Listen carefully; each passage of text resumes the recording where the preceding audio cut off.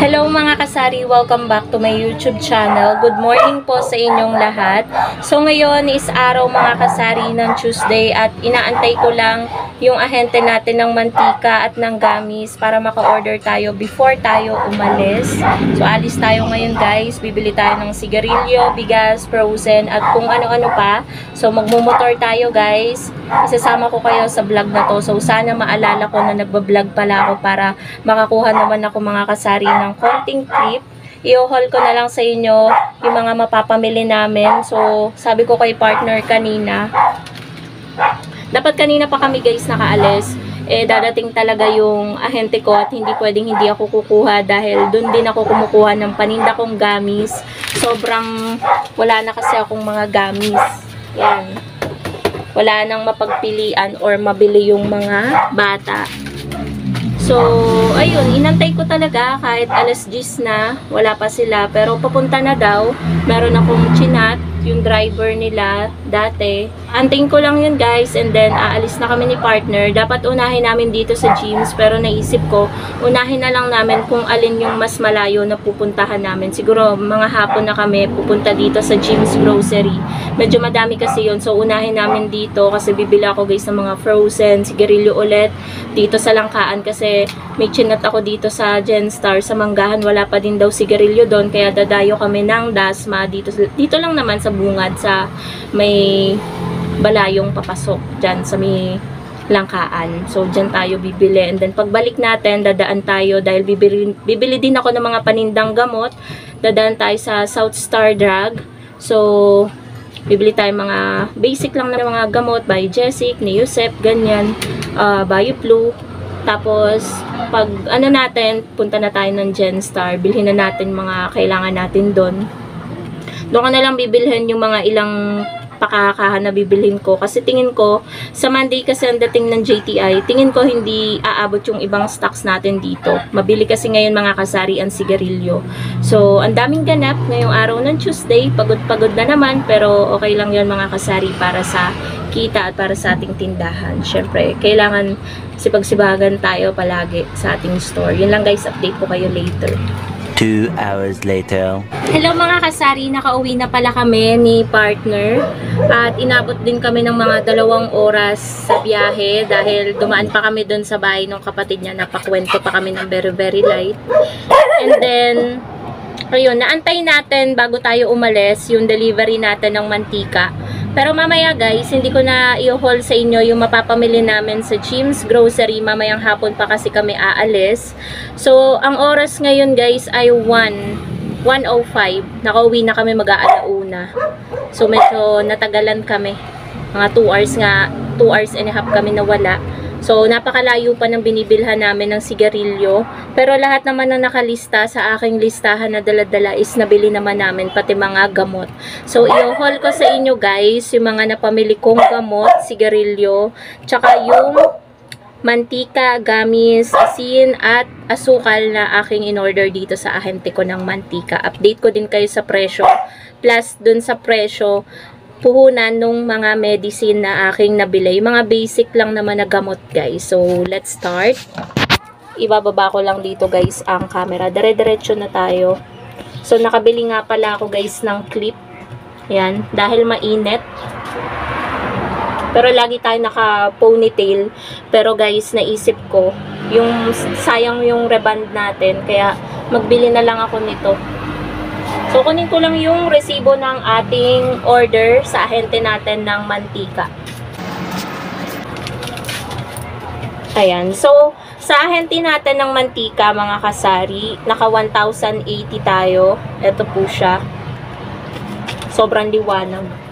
So, asukal, 2 kilo. Pandagdag lang to mga kasari. Ingay ng mga aso. So, yung wash is 75 pesos per kilo. Ayan. Ang benta natin 24 kada 1/4. Tapos,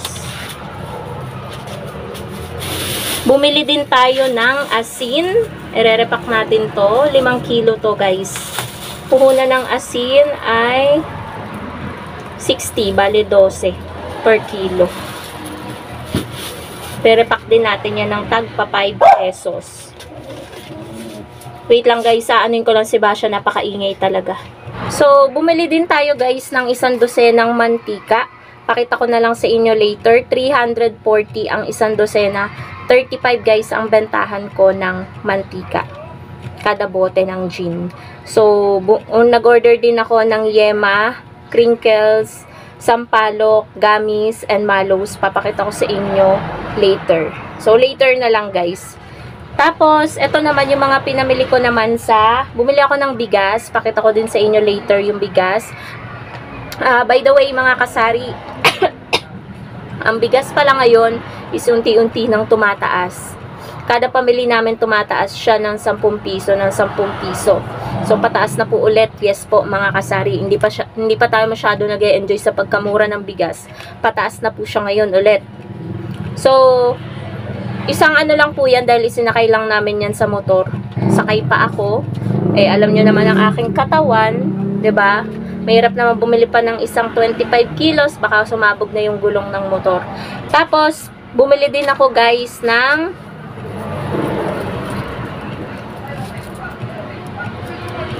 sigarilyo. Ayan. Dalawang rim ng Chester. 1,260 ang isang rim. Ang Marlboro, 1,550. Tapos, Marlboro, nagtingi lang ako ng Marlboro Blue, 3 kaha. 5 kaha ng Camel. So, yun pa rin naman guys, yung bili natin. Tapos, 3 kaha ng Mighty. Ang hindi ko lang pala nabili is Marbles na green, 2 kaha. So, kaya kaha-kaha lang guys. Monday naman, dating na ng GTI. So, parang malamala kasi yung ano ko, parang hindi aabot yung stocks natin. Kaya, namili tayo guys nito ng mga sigarilyo. So, hindi ko na share sa inyo kung magkano yung bentahan ko ng mga yosi. Gawa ng, alam nyo naman na SRP lang yung bentahan natin. So, ang sumunod naman guys is yung ano natin, medicine. By the way, nagbili din pala kami ng frozen. Pakita ko din sa inyo later, mga frozen goods. Ano lang naman yun? Longganisa, jumbo hotdog na bossing, tsaka, ano pa ba yun? Embutido. So, ito yung ano natin. Ayan. Yung puhunan guys ng Solmiox is 12. Ito yung Solmiox. Carbocisteine. Ayan. 5 lang yung aking binili. Bali 60 yung amount niya kasi 5. Bentahan ko guys ng Solmiox is tataasan na natin kasi 12 na pala yung puhunan. Ang bentahan ko dito sa aking ano ay 12. So, price increase tayo sa Solmiox. Ang Biogesic, 5 piso ang puhunan. 10 yung ating binili. Ito. 50 pesos. Lomotil, bumili tayo. 14. Mahal ang bili ko. Hindi kasi kami sa South Star Drug nakabili guys. Pinagturo kasi sa amin na doon kami bumili. Mura daw. Hindi pala masyado. Hindi pala, mahal pala. 14 na ang bentahan ko ng Lomotil eh. So, adjust na naman tayo. Hindi naman natin pwedeng ibenta ng ano. Tapos, amoxicillin. Ayan, 20 peraso yung aking binili. 2 banig. Ito yung isa. Una ng amoxicillin 4. 7 bentahan ko niyan eh. Tapos, Diatabs, 9 yung bili ko. 5 peraso ng Diatabs.